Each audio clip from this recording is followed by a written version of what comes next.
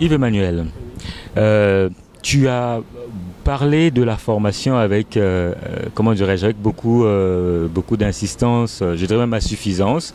Mais pourquoi mettre tant d'emphase sur la formation des paysans? Ok. Le paysan, des fois, est isolé, rébuté dans la communauté. Et ça fait qu'il perd confiance en lui, des fois. Il n'a pas confiance en lui. Et c'est pourquoi, et quand il fait la terre, quand il cultive la terre, il n'inspire pas ses enfants à revenir et l'aider, voire même le remplacer. Je vais prendre un exemple avec toi. La première formation que j'ai eu à faire, il y a un paysan qui a fait ce témoignage. Il eut à me dire que il a 3 fils à Port-au-Prince, un agronome, un économiste et un gestionnaire. Et puis, les enfants l'ont appelé pour lui dire « Papa, que tu es méchant ». Puis il a dit « Mais non, mais j'ai fait de mon mieux là jusqu'à présent. Et vous avez vos métiers, vous ne travaillez pas et je continue à vous envoyer des sous à Port-au-Prince. Comment je suis méchant ?» Puis les enfants lui disent « Oui, mais voilà, c'est pourquoi que tu es méchant. Parce que dans mon pays, c'est seulement 400 000 emplois formels sur 10 millions d'habitants. Ils ont dit que nous n'avons pas d'emploi et tu continues à nous envoyer à manger. Mais tu ne nous as pas montré comment toi-même tu as fait pour non seulement nous occuper et pour nous prendre en charge. On aimerait être comme toi, être en mesure de nous prendre en charge. » Et c'est à ce moment qu'il a compris que l'agronome aurait pu venir et améliorer la culture de la terre. L'économie saurait plus se mettre avec le gestionnaire, monter un plan d'affaires et avoir une entreprise complète. Mais il a dit que le complexe d'infériorité, le manque de confiance en lui, lui a permis de dire que mais si mes enfants reviennent, on va prendre ça comme un échec. Et parce qu'ils vont venir travailler la terre comme moi, il va prendre ça comme un échec. Donc tout ceci pour te montrer et le complexe qui ronge l'haïtien, l'être haïtien, et particulièrement le paysan, le manque de confiance qu'il a en lui. Donc on s'est dit que la formation, c'est la meilleure façon de mettre le paysan au même niveau que nous, pour que nous puissions partager cette vision entrepreneuriale, cette vision pour le développement.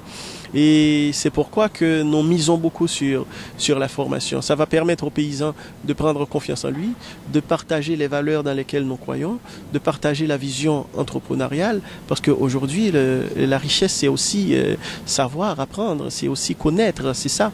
Donc, c'est pourquoi nous mettons toute cette emphase sur la question de la formation pour le paysan, pour qu'il puisse se faire confiance, pour qu'il puisse faire confiance à ce qu'il fait, et l'agriculture, puis pour que nous puissions avancer ensemble dans la démarche de développement. C'est très bien ça. Mais c'est pas facile de mettre en place un projet un projet pareil, faire de la vulgarisation. Quelles sont les difficultés que tu as rencontrées ou que tu rencontres à date sur le terrain? Ok. Et les difficultés sont énormes parce que l'agriculture, c'est un grand secteur et il faut beaucoup d'investissements. Il faudrait avoir l'appui d'un gouvernement, un gouvernement qui croit, qui pense que l'agriculture aurait pu aider le pays à développer, alors que mon pays est un pays essentiellement agricole. Malheureusement, ce n'est pas le cas. Il y en a beaucoup de contraintes. Et la plus grosse problématique que nous rencontrons, c'est aussi la problématique de l'eau. Par exemple, jusqu'à date, le paysan fait de la culture archaïque. Mais moi, ce dont je suis en train de te parler, Constantin, c'est de moderniser l'agriculture. C'est un gros projet. Nous parlons d'exporter, nous parlons de partager avec d'autres gens ce que nous produisons dans notre pays. Donc, ceci dit, il nous faut non seulement accompagner le paysan au niveau de la formation, mais il nous faut également l'encadrer au jardin, les questions d'irrigation, résoudre la problématique de l'eau. Aujourd'hui, si on veut produire vers l'extérieur, on ne pourra pas atteindre à chaque instant les saisons pluvieuses pour le faire. Il faut des pompes pour le paysan, il faut des machines modernes. Vous voyez là, c'est autant de problématiques auxquelles nous faisons face. Par exemple, il aurait été facile pour nous de trouver du crédit, même si le crédit n'est pas facile en Haïti. Donc lorsque je dis ça, plus facile pour nous, on pourrait prendre un crédit et moderniser le moulin, la première structure, et puis après on allait avoir d'autres problématiques, les problématiques que j'ai évoquées. On peut avoir les matériels dans le moulin que nous voulons moderniser, et puis le paysan a des difficultés à produire. Donc nous sommes en train de ramasser toutes ces problématiques-là et trouver ensemble les solutions.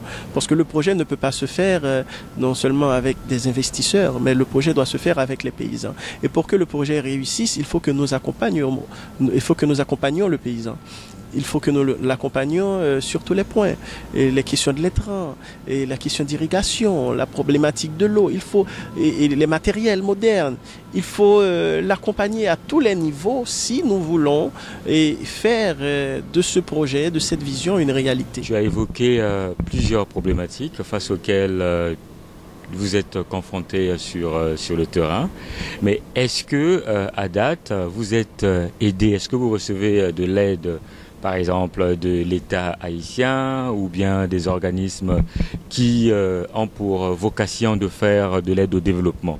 Okay. Non, jusqu'à date, non, mais nous cherchons. Nous avons été en pourparlers à certains ministères, nous leur avons proposé le projet, nous attendons. Et nous allons frapper d'autres portes également au niveau de l'international pour voir comment on pourra matérialiser ensemble le projet.